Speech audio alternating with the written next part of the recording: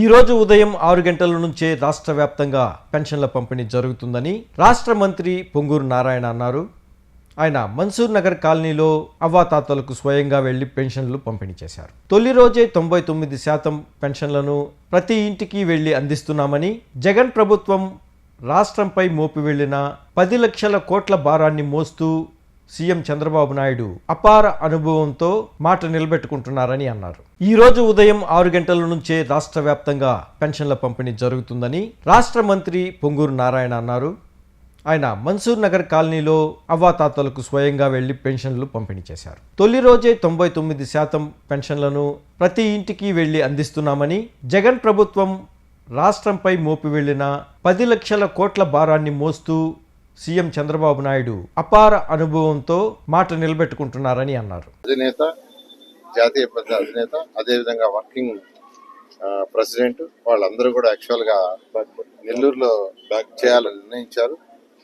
ఈ మే నెల 27, 28, 29 2 రోజులు పార్టీ యొక్క కార్యకర్తలు అందరితో కూడా అనేక విషయాలు చర్చించి డెసిషన్స్ తీసుకోవడం జరుగుతుంది. పాలసీలు, పార్టీ యొక్క పాలసీలు. తర్వాత 3వ రోజు పబ్లిక్ మీటింగ్ ఉంటుంది. పబ్లిక్ మీటింగ్కి కనీసం 5 లక్షల మంది వస్తారని యాక్చువల్గా ఎస్టిమేషన్ ఇస్తూ దానికి తగ్గట్టుగా ఏర్పాట్లు చేస్తున్నారు. స్థలాలు కూడా ఈరోజు రేపు మార్నింగ్ 7 to 9 మరొకసారి చూసి, నేను సైట్లన్నీ మరొకసారి చూసి రేపు ఫైనలైజ్ చేయడం జరుగుతుంది. బీఆర్ఐ స్కూల్ మీద ఆరోపణలు చేయటం అంటే అసలు వాళ్ళకి స్టడీ చేయటం రాదనే, విషయాలు తెలుసుకోకుండా బీఆర్ఐ స్కూల్ మీద కామెంట్ చేస్తున్నారంటే నిజంగా అసలు ప్రజలు తిరస్కరించమని కూడా అన్నాం. వాళ్ళు జీర్ణించుకోలేకపోతున్నారు, ప్రజలే జీర్ణించుకోలేకపోతున్నారు. ఎందుకంటే బీఆర్ఐ స్కూల్ భారతదేశంలో ఆంధ్రప్రదేశ్లో ఈరోజు ఒక మోడల్. ఆంధ్రప్రదేశ్లో ఈరోజు బీఆర్ఐ స్కూల్ ఒక మోడల్. ఆంధ్రప్రదేశ్లో ఉన్న government schools model, private schools కూడా మోడల్.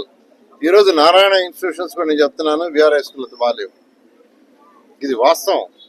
అంత చక్కగా మా పిల్లలు ఎన్సీసీ వాళ్ళు చేశారు. మళ్ళా దాని గురించి అసలు డిస్కషనే చేయాల్సిన అవసరం లేదు. ఏదైనా ఉంటే పోయి అక్కడ చూడొచ్చు, అక్కడ పోయి చక్కగా చూడండి. హెడ్ మాస్టర్ని అడగండి, కమిషన్ అడగండి, వాళ్ళే లేదా ప్రజలు పోయి వాళ్ళు చెప్తారు. కాబట్టి ఇది వాటి మీద ఊరికే డిస్కషన్ చేసుకొని టైం వేస్ట్ కంటే కూడా చక్కగా ప్రజలకు ఏం కావాలని తెలుసుకొని చేస్తే ప్రజలు సంతోషారు. ఈ రోజు చాలా ఆనందంగా ఉంది తెలుగుదేశం పార్టీ కార్యకర్తలు కానీ ప్రజలకు కానీ ఈ ప్రాంతంలో. కారణం ఏంటంటే ప్రతి నెల 1వ తేదీ సెలవు వస్తే ముందే రోజు అందరికీ ఇంటికి వెళ్ళి పెన్షన్ డబ్బులు పంపిణీ చేయమని నారాయణ సారు దేశంలో ఉన్నా విదేశాల్లో ఉన్నా ఎక్కడున్నా ఒక కాల్ తీసుకొని నెల్లూరు నగరంలో ఉన్నటువంటి దాదాపు 3,000 మంది తెలుగుదేశం పార్టీ కార్యకర్తలు సిద్ధం చేస్తారు. ఉదయాన్నే 6 గంటలకి మీరు వీధుల్లో ఉండాలి, అధికారులు వస్తారు. ప్రతి అవ్వ ఇంటికి, ప్రతి తాత ఇంటికి పోయి డబ్బులు వాళ్ళ ఇళ్ళకి చేర్పించి రావాలని చెప్పి ఒక మంచి విజనరీ లీడరు తనను నమ్మి గెలిపించిన ప్రజల కోసం శక్తుల సహాయం చేసి అండదండ నిలబడాలని రాష్ట్ర ప్రభుత్వం ఇచ్చేటువంటి అభివృద్ధి కార్యక్రమాలు, సంక్షేమ కార్యక్రమాలు ఒక పక్క అయితే, వారు సొంతంగా సంపాదించిన డబ్బుల్ని చాలాసార్లు చెప్పున్నాం మేము. 100 మంది శాసనసభ్యులు ఉన్నటువంటి రాష్ట్రంలో తన కష్టపడి సంపాదించిన కోట్ల రూపాయలని బండ్ల రూపంలో కానీ అనేక సంక్షేమ అభివృద్ధి కార్యక్రమాలు ఖర్చు పెడుతున్నారు.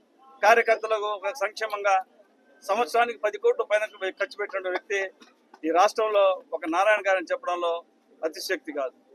10,000 సైకిళ్లు తయారు చేస్తున్న నెల్లూరు నగరంలో ఎవరైతే పేద విద్యార్థులు ఉన్నారో వాళ్ళందరికీ సైకిల్ పంపిణీ చేయాలని చెప్పి వారు వారి కుటుంబ సభ్యులు సంపాదించినటువంటి కోట్ల రూపాయల ధనాన్ని, ఇటువంటి వ్యక్తిని గత 6 ఎన్నికలు చూసాం. మేము 30 సంవత్సరాల రాజకీయాల్లో ఉన్నాం.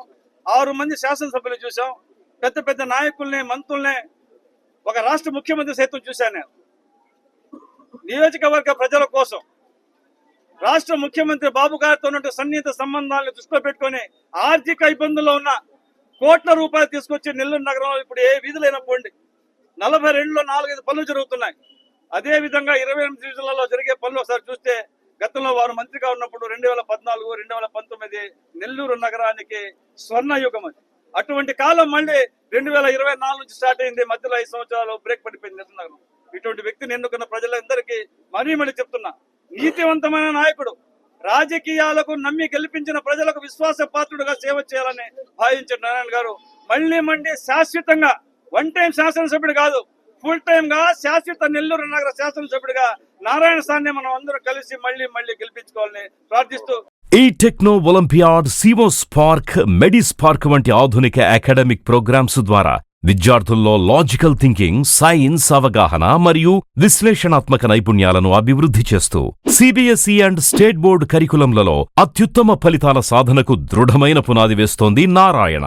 అనుభవజ్ఞులైన అధ్యాపకుల సమగ్ర మార్గదర్శకత్వంలో ప్రతి విద్యార్థిలో logical thinking and analytical skills కి పదును పెట్టి జాతీయ స్థాయి విజేతలుగా తీర్చిదిద్దుతూ వారి ప్రతిభను శిఖరాగ్రాలకు చేరుస్తోంది నారాయణ. అత్యాధునిక డిజిటల్ క్లాస్ రూమ్స్, అత్యుత్తమ ఫిజిక్స్ అండ్ కెమిస్ట్రీ ల్యాబ్స్ తో కూడిన సాంకేతికతతో కూడిన విద్యా వాతావరణం, విశాలమైన ప్లేగ్రౌండ్, పరిశుభ్రమైన డైనింగ్ హాల్లో రుచికరమైన పోషకాహారం, సౌకర్యవంతమైన హాస్టల్ సదుపాయాలు కల్పిస్తోంది నారాయణ. 2026-27 విద్యా సంవత్సరానికి అడ్మిషన్లు ప్రారంభం.